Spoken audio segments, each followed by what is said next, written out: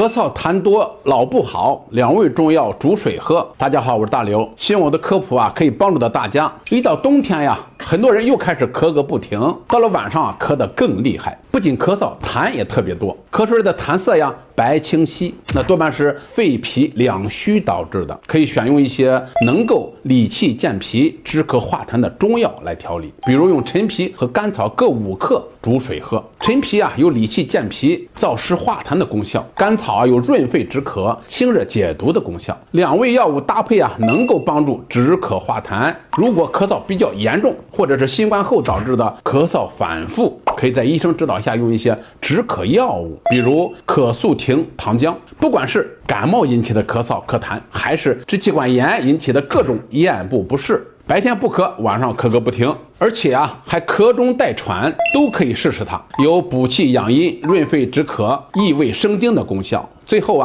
提醒大家，冬天注意御寒，平时要多喝点温水，润嗓子的同时还能够促进痰液的吸湿，缓解咳嗽。你记住了吗？